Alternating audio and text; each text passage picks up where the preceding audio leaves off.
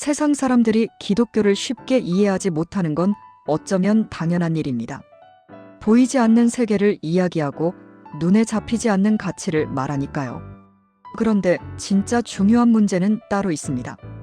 아직 믿지 않는 사람보다 오히려 이미 구원을 받았다고 말하는 성도들이 성경이 말하는 구원을 얼마나 제대로 이해하고 있느냐는 겁니다. 구원은 단순히 천국행 티켓을 받았다는 의미가 아닙니다. 그 안에는 우리가 생각하는 것보다 훨씬 깊고 넓은 이야기가 담겨 있습니다. 기독교는 흔히 말하는 수행의 종교가 아니라 구원의 종교입니다. 돌을 닦아서 깨달음을 얻는 구조가 아니라 하나님이 먼저 손을 내미셔서 우리를 건져내시는 이야기죠. 그래서 사람들은 이렇게 말합니다. 구원을 받지 않으면 죄인이어서 지옥에 가고 구원을 받으면 천국에 간다. 이 말 자체는 틀리지 않습니다. 하지만 문제는 구원을 받은 이후의 삶이 거의 설명되지 않는다는 데 있습니다. 구원을 받았는데도 여전히 갈등이 있고 실수하고 흔들리고 넘어지는 현실은 어떻게 이해해야 할까요? 왜 우리는 구원받았다고 하면서도 여전히 성장과 훈련의 시간을 지나야 할까요? 성경은 죄의 결과를 사망이라고 표현하고 하나님의 선물은 예수 그리스도 안에 있는 생명이라고 말합니다. 이 둘은 단순히 착함과 나쁨의 대비가 아닙니다. 우리는 흔히 죄를 도덕적 잘못 정도로만 생각합니다. 그래서 예수를 믿으면 더 착해지고 더 성실해지고 더 바르게 살아야 한다고만 여깁니다. 물론 그것도 틀린 말은 아닙니다. 하지만 성경이 말하는 죄의 본질은 훨씬 깊습니다. 죄란 하나님과의 관계가 끊어진 상태, 다시 말해 생명으로부터 단절된 상태를 의미합니다. 에베소서는 하나님을 알지 못하는 삶을 헛되고 공허한 삶이라고 표현합니다. 반대로 하나님을 알게 된 사람은 새 사람을 잇는다고 말합니다. 이 말은 단순한 성격 개선이나 습관 교정이 아니라 존재 자체가 새로워진다는 뜻입니다. 하나님은 모든 존재와 가치의 근원이시고 생명의 근원이십니다.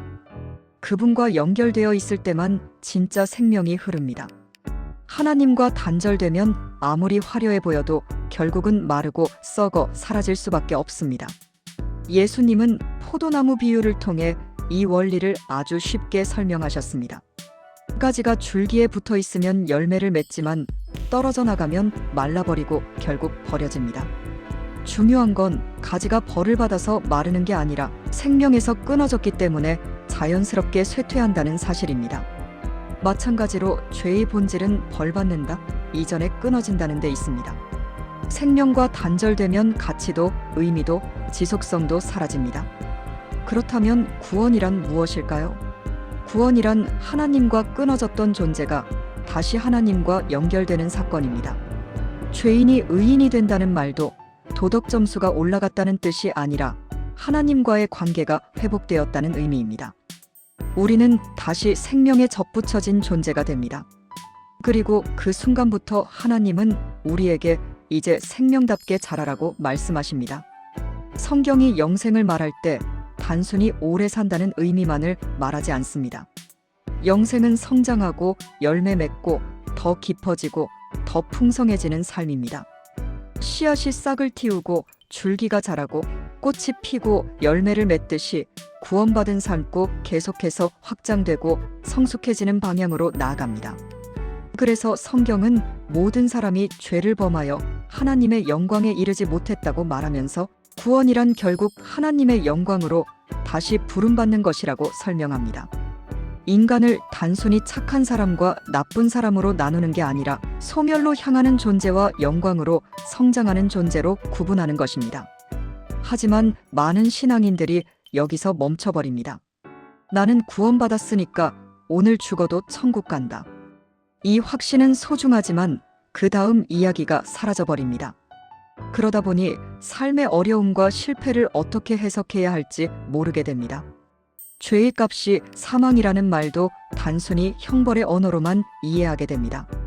그러나 성경이 말하는 사망은 생명과 단절된 상태이고 영생은 하나님과 연결되어 끝없이 성장하는 상태입니다.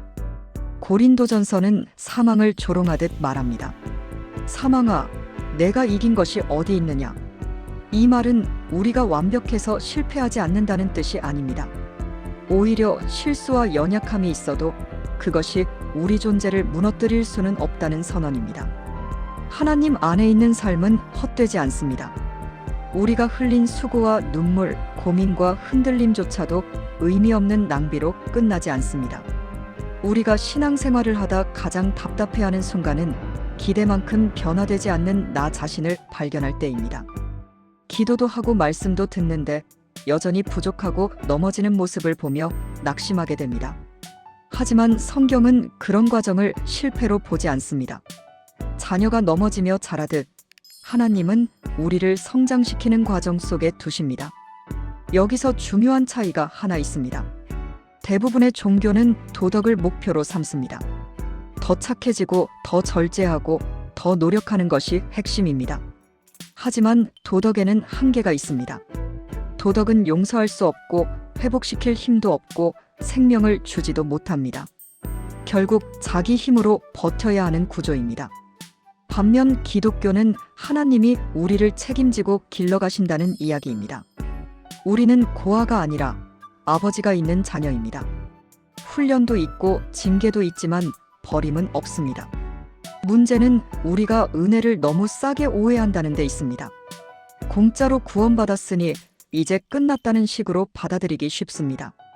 물론 구원은 값없이 주어진 선물입니다. 하지만 그 은혜는 우리를 방치하기 위한 것이 아니라 새로운 삶으로 초대하기 위한 시작입니다. 단순히 죄 사함만 받고 끝나는 게 아니라 하나님이 우리를 당신의 자녀로 빚어가시는 여정이 시작되는 것입니다. 다윗에게 하나님이 약속하신 장면을 보면 은혜가 무엇인지 잘 드러납니다. 하나님은 다윗에게 내가 내 왕위를 견고하게 하겠다. 내 자손이 실수해도 버리지 않고 훈계하겠다고 말씀하십니다. 이것이 은혜입니다. 하나님이 책임지겠다고 선언하시는 것입니다. 그리고 믿음은 그 은혜가 목표를 향해 실제로 작동하도록 만드는 통로입니다. 아브라함을 보십시오. 처음 부르심을 받을 때 그는 아무 준비도 실력도 없었습니다. 그러나 하나님의 인도 속에서 점점 성장하여 결국 가장 소중한 것까지 하나님께 맡길 수 있는 자리까지 나아갑니다. 믿음이란 처음부터 완성된 실력을 요구하는 게 아니라 하나님의 손에 붙들려 점점 만들어져 가는 과정입니다. 하나님은 없는 것을 있는 것처럼 부르시고 죽은 것을 살리시는 분입니다. 왜 그렇게 하실까요? 당신의 영광을 우리와 나누기 원하시기 때문입니다. 그것이 구원입니다. 단순히 천국에 가는 문제가 아니라 하나님의 생명과 영광에 참여하는 존재로 빚어지는 것입니다. 그래서 구원을 2번 받아야 하느냐는 질문은 의미가 없습니다. 출생은 한 번이지만 성장은 평생 이어집니다. 태어나는 것이 목적이 아니라 자라서 완성되는 것이 목적이기 때문입니다. 신앙생활은 결국 얼마나 착해졌는가의 경쟁이 아니라 얼마나 하나님과 깊이 연결되어 가고 있는가의 이야기입니다. 오늘도 흔들리고 부족할 수 있습니다. 그러나 우리는 이미 생명에 붙어 있는 가지입니다. 하나님이 책임지시고 자라게 하시고 열매 맺게 하십니다. 그러니 두려워하지 말고 조급해하지 말고 오늘의 걸음을 성실히 걸어가면 됩니다. 우리의 수고는 결코 헛되지 않습니다. 하나님 안에서 우리는 반드시 자라게 되어 있습니다.